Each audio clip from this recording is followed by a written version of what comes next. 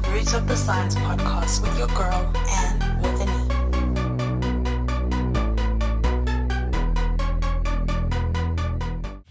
Hello, everyone, and welcome back to another episode of the Root of the Science podcast with your girl, Anne with an E. We are so close to episode 50. You know, that's the wrap up of this season. I am so excited. Today we are on episode 44, and my guest today is Keabetswe Ncube from Pretoria in South Africa. In this episode, we learned that getting into science was a very natural thing for her, as she was born in a science and very agricultural family. Keabetswe, or rather Kea, attributes the major influence into getting into this field of STEM was her mom, who was a life science teacher.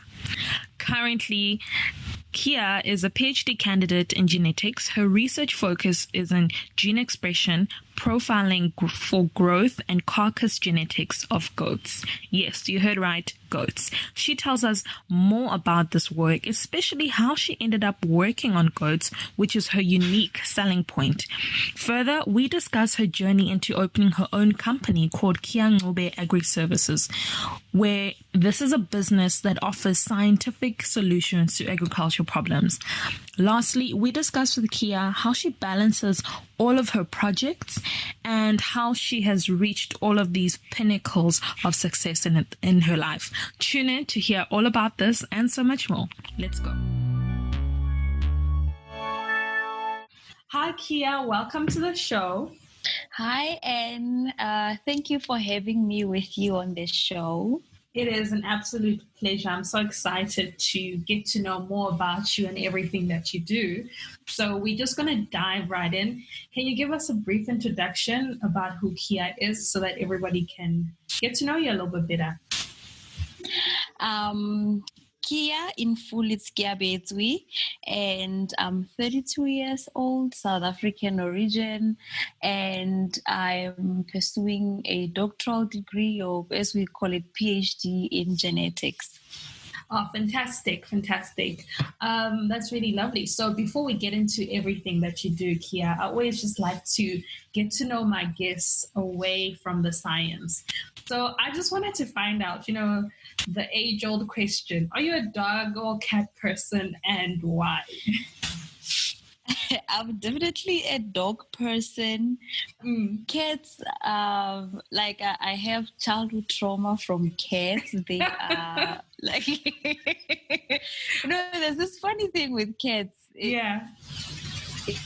We grew up around a lot of animals, and then at home the cat would disappear for like a year and it comes back with kittens, and I'm like, this is one mysterious pet. And the other time when I decided that I'm done with cats, so my dad brought a cat at home and we kept it in its little house, and I went there to feed it and it just wanted to scratch me, and I'm like, how dare you? I brought food. Oh man. I'm like, I brought you food and you want to kill me with your claws.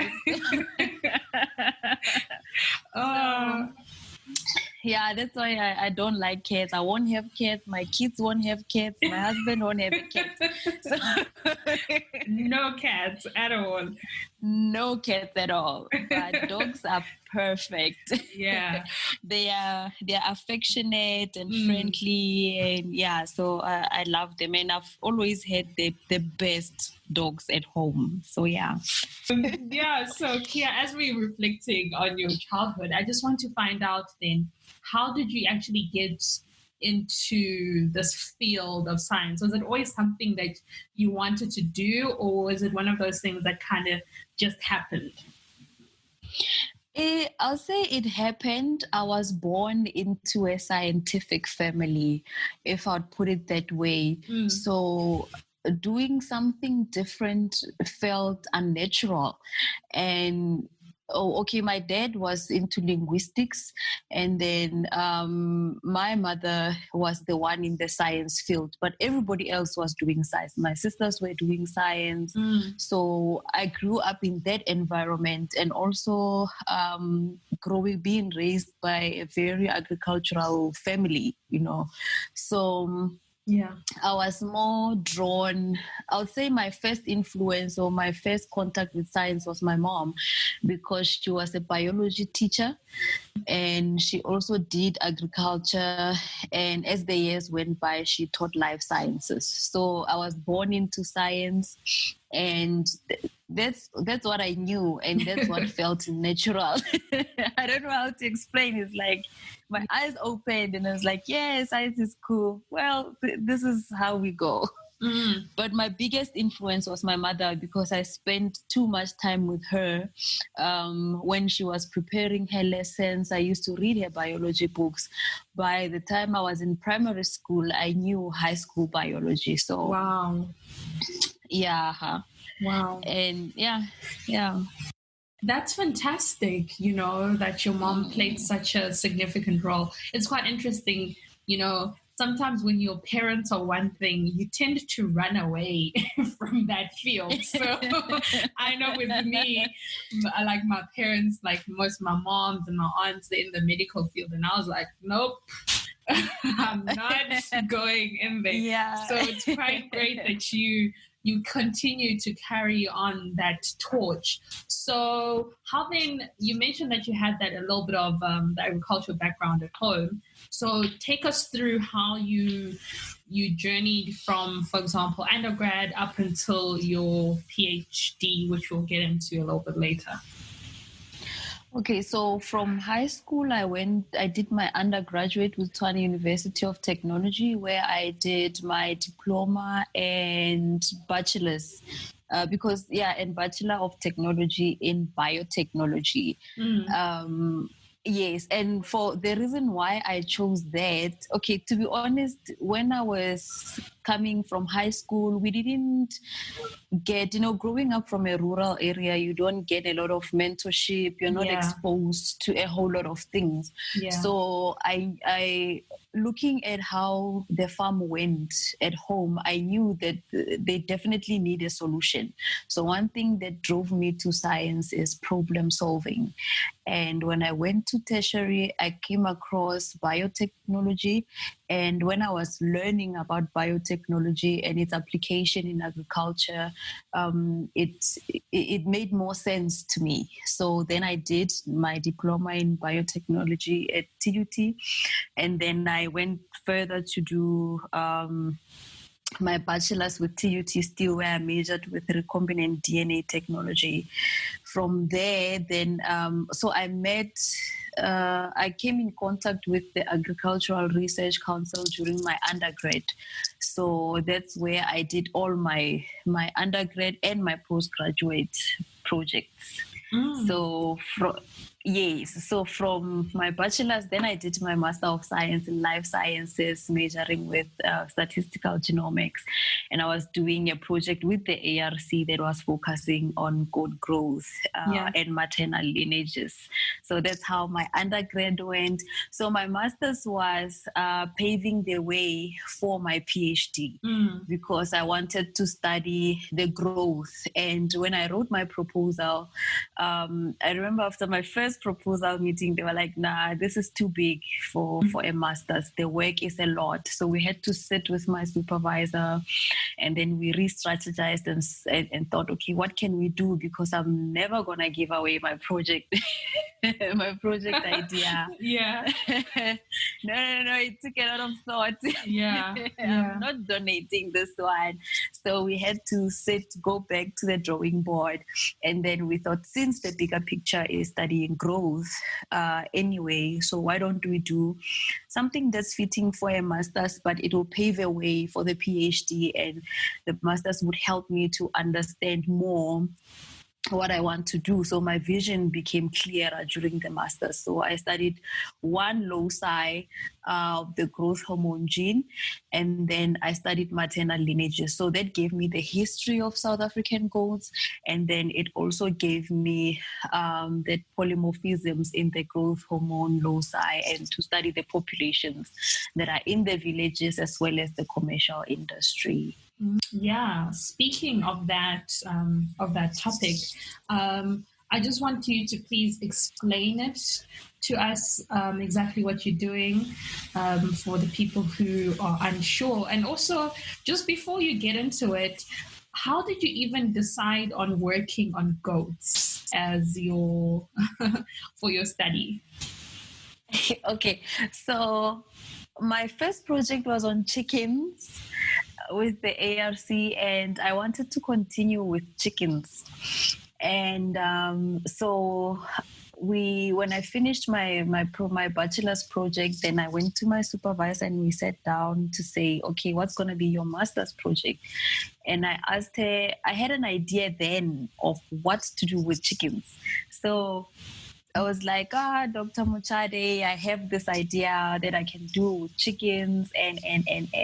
But then unfortunately, they had run out of funding for chickens.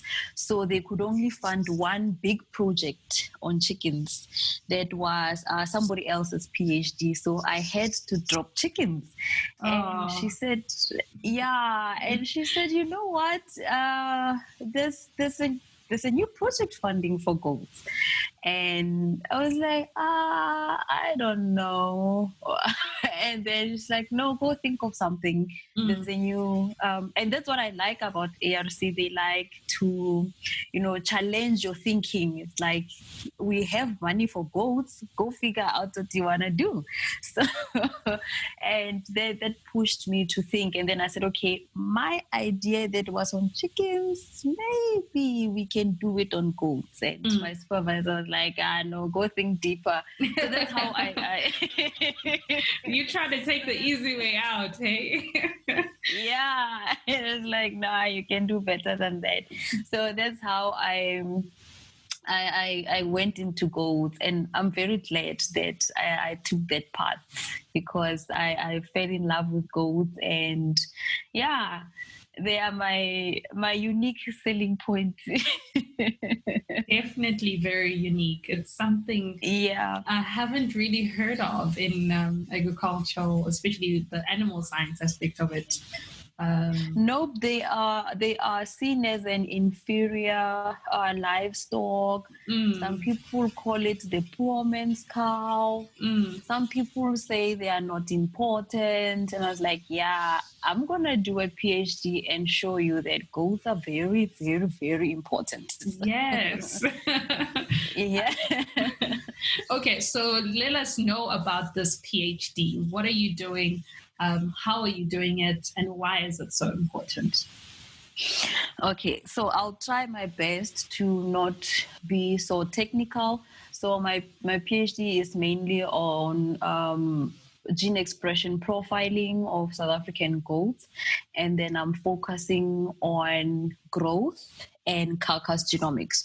So how it came about is the challenges that we have in the chevron industry. So chevron is goat meat.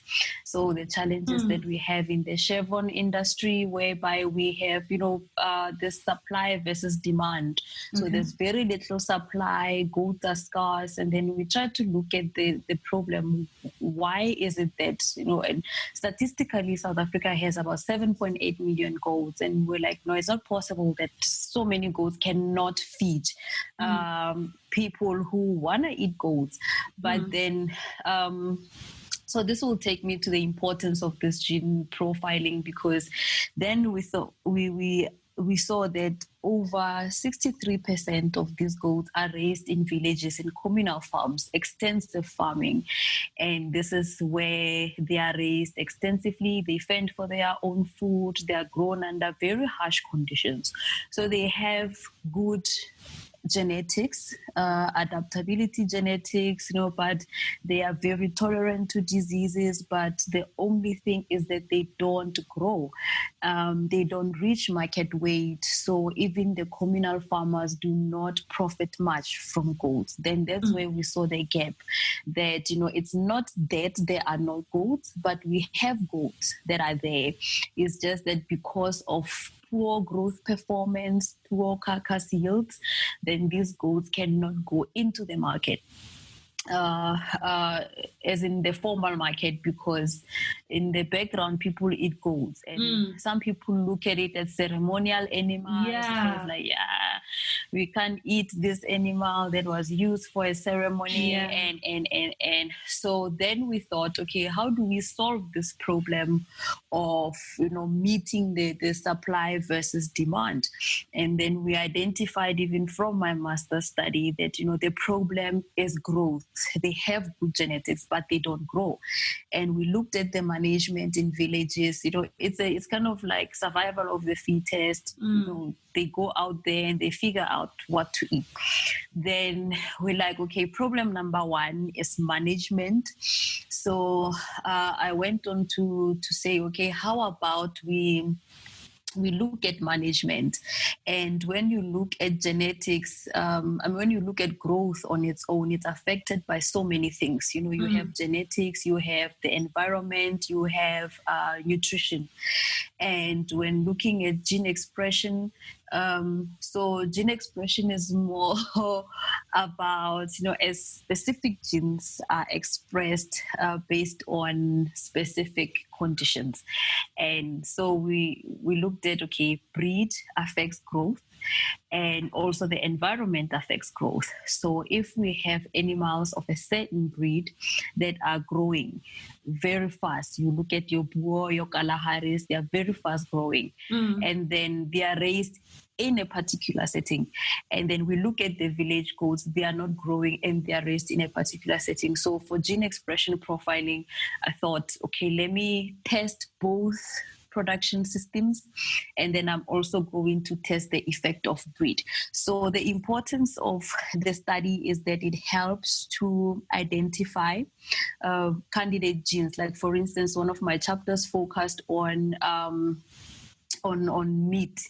So when I was looking or screening for carcass-related genes, then I picked up the immune-related genes, which show an indication of the stress that the animals go through. And it has, so they are not growing because, so when you put the two breeds together, the other one expresses growth genetics because it's growing, in a nice environment. But then the other one expresses more immune genetics because apart from growing, it has to fight diseases, it has to fight external conditions. So it's important in also identifying candidate genes that can be used for marker-assisted breeding.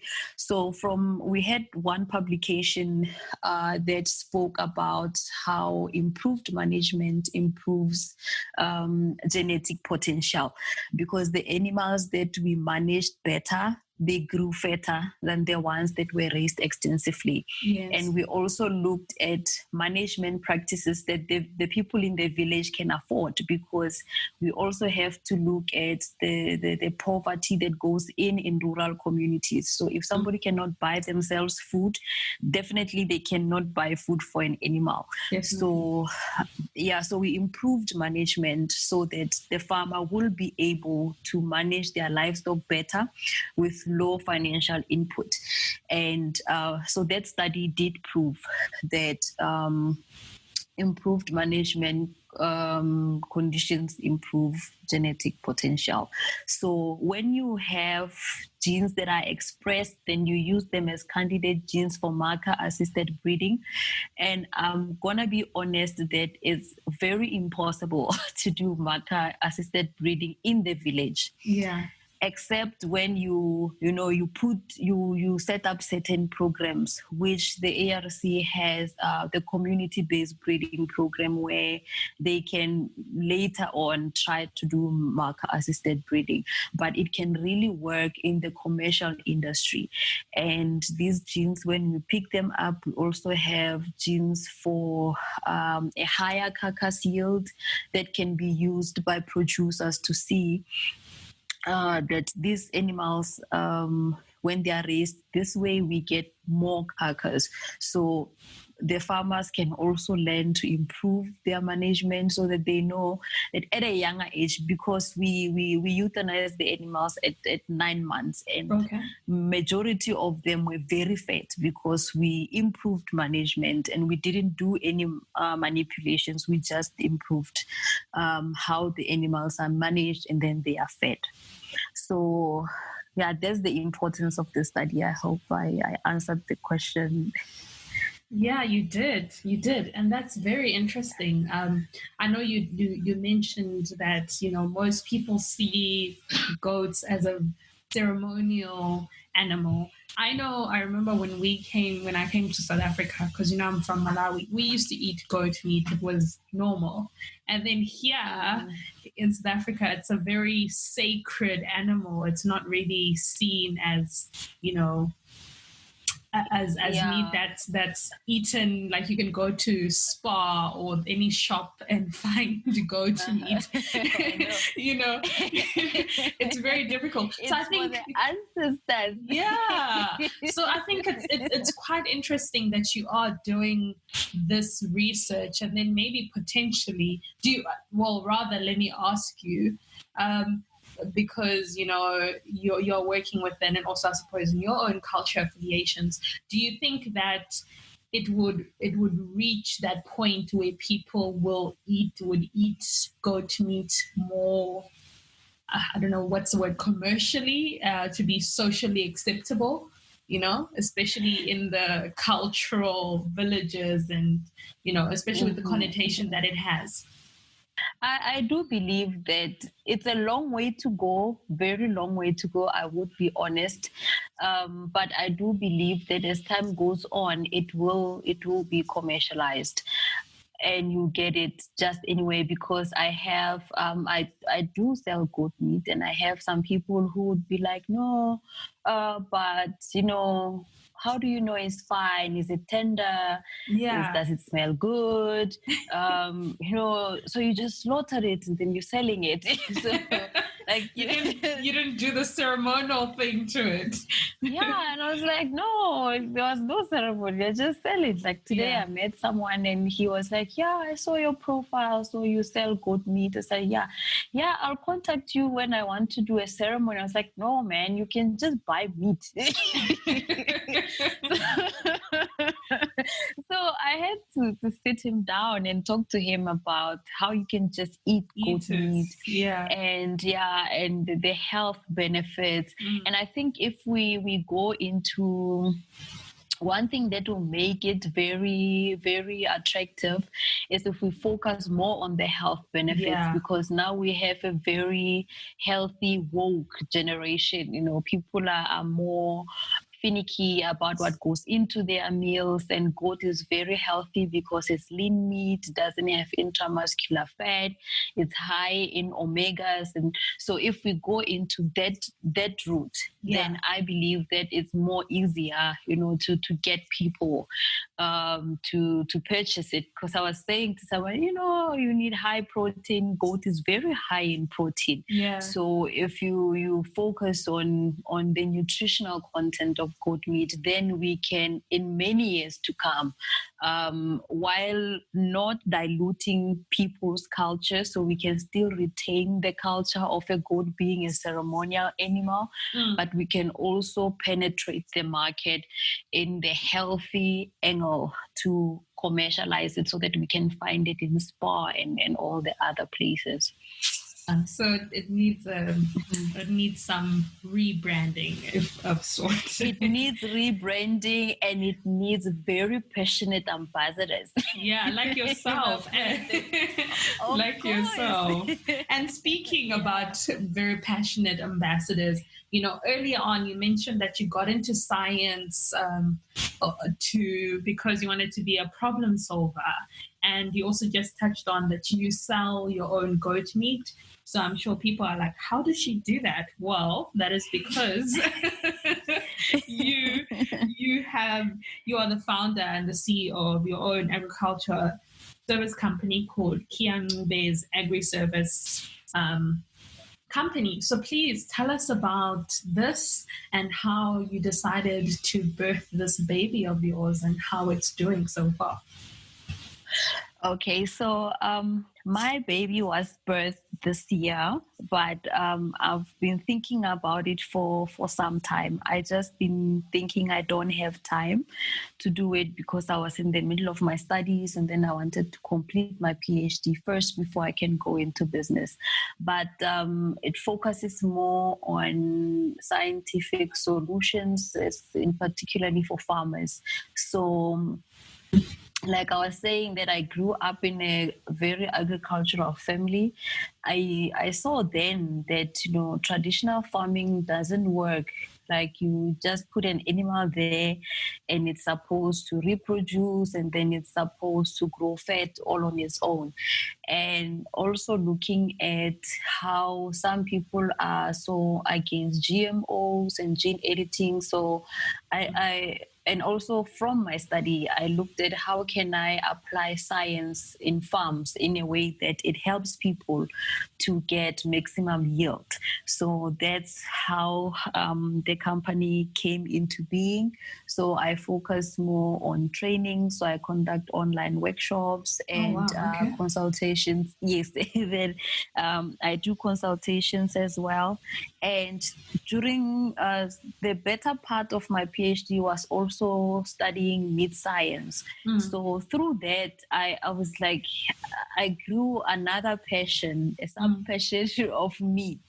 And I love meat, but then I got more passionate on meat science. So I thought, okay, since I understand meat and then I understand the science of it, why don't I offer people good quality meat that is tested, scientifically tested, but not manipulated, good quality meat that they can eat fresh. And some people complain that, no, I went into the butchery and the meat is not fresh, and so on and so forth. But with my understanding and based on the skills that I acquired through my PhD, I thought, this is how I can make a change by starting my own company and then applying the skills that I have learned. Wow, Kea, that is absolutely amazing. You are literally using everything that you learned and you're applying it in real life. I think that's a lot of people's dream, because sometimes you feel like you study and you study and it never really goes anywhere. So that's really great. So, you said that you started this company this year, and we all know what this year has been like. So it's been crazy. Precisely. So how were you able to start to navigate rather this company amidst this pandemic, and how have you stayed on course and keeping your head above water during this time? Okay. Keeping my head above the water is just God's grace.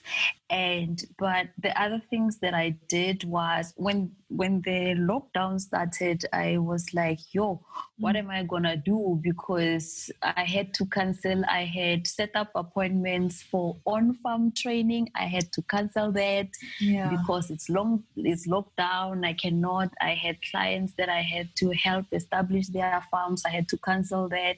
So the first few weeks of the lockdown were not so good for me because I had to cancel a whole lot of stuff. But I was like, no, this cannot be the end of it. And that's where now the permit thing came into play. So I focused more on meat. Where during the pandemic, I was like, I wanted to launch so many things, but let me take it one step at a time. And I'm grateful because as much as the year is crazy, but the lockdown helped me to refocus. So I thought, okay, let me do meat and master meat, get my clientele on meat. So I got a permit, which was very easy to get through BizHub. So I got my permit. And then I focused just on selling meat. And one of the hiccups that I got was that one of my best suppliers is just outside in like a Heidelberg, very, very far from Pretoria. So then I got in trouble with the cops. It's like, no, you are from Pretoria. You're not supposed to be here. It's like, yeah, but I have a permit.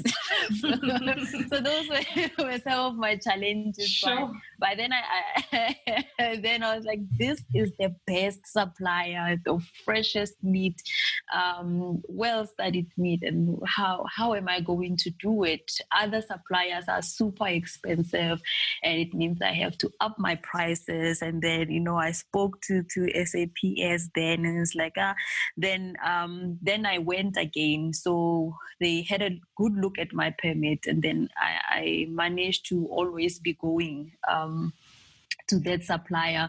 But on other meat types, I really had to make huge changes. Like when coming to goat meat, the prices went very high, and I was very nervous. I made huge losses at some time because I was afraid of changing prices, but it was killing a startup business. So I was like, let me just brave up and change prices, because it's really, really taking a toll on me financially, because it's like I'm just, giving out meat for free. Yeah. So the red meat industry went from 0 to 5,000. Prices changed. Prices went so crazy. I had to change everything. And I was very nervous, thinking I'm going to lose clients. But by God's grace, I managed to gain more clients, because people don't mind paying for quality. And I was like, I'm never going to drop quality. The meat that I provide, I'm not going to go to a cheaper supplier who offers poor quality meat. No. My value is A-grade meat, and I'll stick to it. So I changed my prices. I spoke to my clients and said, things have changed in the red meat industry. I have to change the prices. And they didn't have a problem, because they know that the meat is good. The meat is good and it's fresh. And then, so that's part one of how I managed. And secondly, because, so I was restricted only to Gauteng, because we couldn't do interprovincial, because I also supply in Rustenburg. So I had to stop that site for some time. Yeah. And then I resumed when things got a little bit eased, that now with a permit, if your permit shows that you are now going to work at another province, then you can go. Then I made sure that I got a permit that shows that I'm going to deliver in Rustenburg. Then I could service both Gauteng and Rustenburg in Northwest. So yeah, it was a bit of a learning curve for me. And for workshops, like I said, I had to cancel a lot of one-on-one things. So then Zoom came into place. Everybody was doing Zoom. Yes, everybody's on Zoom. Everyone is on Zoom. And I was like, no, I can do something about this. How about I conduct all my workshops on Zoom? So then I thought, I'll lower the prices so that people will be able to buy data, because it's going to take almost half a day or so many hours. So then I offered workshops at a very low price, and then at a longer period of time on Zoom. And our first workshop was in July, and it worked out perfectly. Wow, that's And great. I was very nervous about that too, wondering, will people be buying into the idea of doing workshops via Zoom? Because it's nicer when you are there, you're doing one-on-one, you can practically show them what you're talking about. But the first one went well, and we are going into the next one in October. So yeah. Wow. Look at So I had to you. make it. Look at you. You have adapted, and that is so great that you're able to adapt. And I wish you all the best in your next one. Your next one. Yeah. So Kea, time is not really on our side, but I'm just gonna double barrel this question, and you can answer it in two parts. You are, apart from, like, I'm sure people are like, whoa, she's doing a PhD, she's got her own farm, she's delivering, And that is not even the tip of the iceberg of everything that you do or everything that you are part of. Just a short little break of some of your achievements and your resume. You're a Black Women in Science Fellow, like myself, and you were also named the next Einstein Forum Ambassador, and you were named the top outstanding young person in academic excellence by the Junior Chamber International South Africa. And I'm sure there's more which I'm probably missing, but it is a lot. There's one more which I am missing. You traveled during your PhD. You went to America as part of your PhD study. So, how do you do it all? That's the first part. And number two, just as a little summary, what advice would you give to somebody who is like, whoa, Kea is amazing. I also want to be where she is, maybe not now, but later on in life, probably when I finished my studies and apply and start my own business. So how? Teach us your ways, oh master. So, okay, I'll start with the first question. How do I do it? It's God's grace.